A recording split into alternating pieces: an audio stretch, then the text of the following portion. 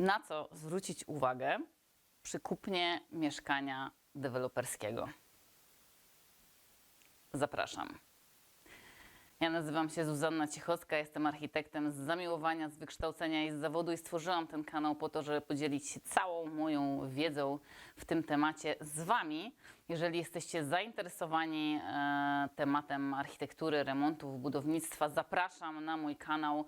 Będę wrzucała tutaj bardzo przydatne informacje, które na pewno pomogą Wam w przeprowadzeniu remontu, budowie domu czy w Waszych projektowych przedsięwzięciach. Co jest takiego numer jeden, że warto tu sprawdzić, to jest oczywiście lokalizacja. Jak sprawdzić lokalizację? No oczywiście możemy pochodzić, popytać ludzi naokoło, zobaczyć jakich mamy sąsiadów, co się tam dzieje, ale są miejsca, w których możemy sprawdzić dokładnie, co się będzie działo. Nie wierzcie temu, co mówi biuro sprzedaży albo temu, co mówi deweloper. Nie wierzcie temu. Zawsze są takie miejsca, w których możecie to sprawdzić i jedno z tych miejsc to miejscowy plan zagospodarowania terenu.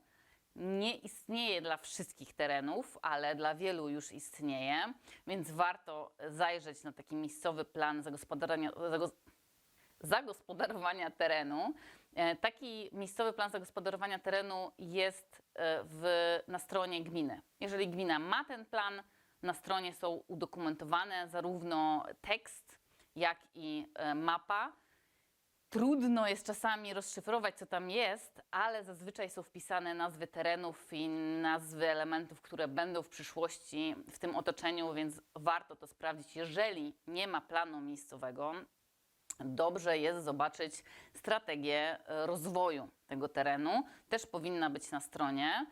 Tylko zwróćcie uwagę na to, że miejscowy plan zagospodarowania to jest prawo obowiązujące. Natomiast strategia to są tylko wytyczne i nie wiadomo, czy do końca tak w przyszłości będzie. Ale te dwa dokumenty pozwolą Wam na sprawdzenie, jak naprawdę wygląda Wasza lokalizacja. Kolejny podpunkt jest dość banalny, ale zdarzyło mi się, że nie został sprawdzony, więc co warto sprawdzić? Warto sprawdzić technologię wykonania budynku. W jakiej technologii został wykonany? Co to znaczy? No to jest pytanie po prostu o to, czy budynek jest z drewna, z cegły, z żelbetu, z jakiego materiału. Dlaczego to mówię? Zdarzyło mi się kiedyś wejść do budynku moich klientów, którzy chcieli w środku tworzyć projekt. Zobaczyłam, mówię, fajny budynek, technologia kanadyjska. Oni się pytają, jaka technologia kanadyjska? No ja mówię, no technologia kanadyjska, z drewna macie dom. I oni byli w szoku, a ja byłam jeszcze w większym szoku. Bo mówię, jak to jest, że ktoś kupuje dom i nie wie, z czego kupił dom, tym bardziej, że na przykład technologia drewniana jest po prostu tańszą technologią, więc warto sprawdzić, w jakiej technologii ten budynek powstaje. Kolejny podpunkt, to jest taki podpunkt, który ja myślę, że trochę go rozwinę i zrobię jeszcze jeden film, bo ciężko przekazać Wam całą moją wiedzę w jednym filmie, a tutaj to jest podpunkt, który mówi o elastyczności mieszkania. I tutaj głównie z elastyczności mieszkania mamy takie podstawowe rzeczy, które wpływają na to, czy to mieszkanie później będzie praktyczne, niepraktyczne, czy będziemy mogli je zmienić w łatwy sposób, czy może przy sprzedaży będzie łatwiej je zmienić, bo wiadomo, że jeżeli mieszkanie ma dużo możliwości, łatwiej je później sprzedać albo przerobić, jeżeli na przykład z 3 pokoi potrzebujemy 2 albo z 2 potrzebujemy 4. Zazwyczaj w drugą stronę, ale możemy to sprawdzić. Co warto sprawdzić? Warto sprawdzić ściany nośne. Ściana nośna zazwyczaj to jest taka grubsza ściana, około 25 cm. One występują zazwyczaj na obrzeżach, bo deweloperzy starają się nie rzucać tych ścian nośnych w środku, ale warto sprawdzić, czy przypadkiem jakaś nie przechodzi przez środek naszego mieszkania, bo nie będziemy mogli z niej zrobić drzwi, nie będziemy mogli jej wyburzyć i niby tam ktoś nam w biurze dewelopera opowiada, wciska kity, dobra, to zmienimy. No nie wierzcie, ściany nośnej nie zmienimy.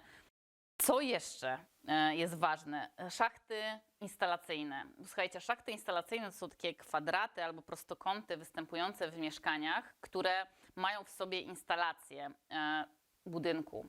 I teraz tych instalacji, jeżeli to jest wielopoziomowy dom, no nie możemy przesunąć, bo sąsiad ma w tym samym miejscu i to zostanie na tym miejscu, którym jest.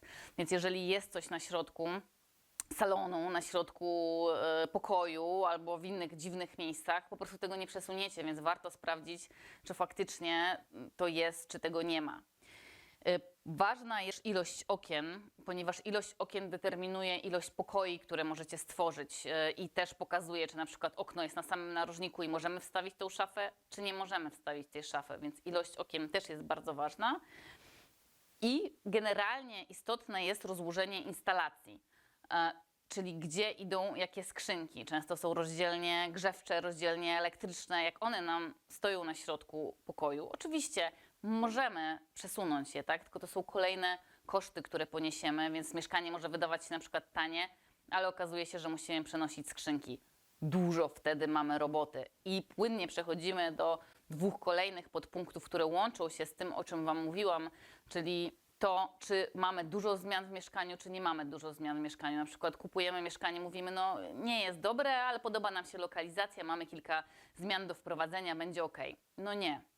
Nie jest tak do końca, bo oprócz tego, że sprawdzicie, czy można to zrobić, to jeszcze mamy termin realizacji i koszty, jakie poniesiemy. Czasami koszty, które ponosimy w zmianach lokatorskich albo w ogóle w zmianach we wnętrzu, naprawdę w tej chwili, w dzisiejszych czasach się mnożą do ogromnych sum. Więc nie zawsze jest tak, że mieszkanie jest, no dobra, pozmieniamy, będzie ok. Warto zastanowić się nad tym, jak bardzo termin realizacji zmian wpłynie na nasz grafik, tak? Czy macie gdzie mieszkać, czy macie gdzie się przeprowadzić, czy macie ekipę, bo czasami zmiany oczywiście można wprowadzić, ale ten czas się zaczyna rozciągać i mnożyć kolejne koszty zupełnie niepotrzebne. To jest pierwsza część mojej kartki z wszystkimi, całą analizą projektu. Zaraz przejdę do drugiej. Też jest tam kilka podpunktów, więc cierpliwości. Cała analiza będzie naprawdę bardzo ważna dla Was i dla Waszego zakupu, więc zostańcie ze mną.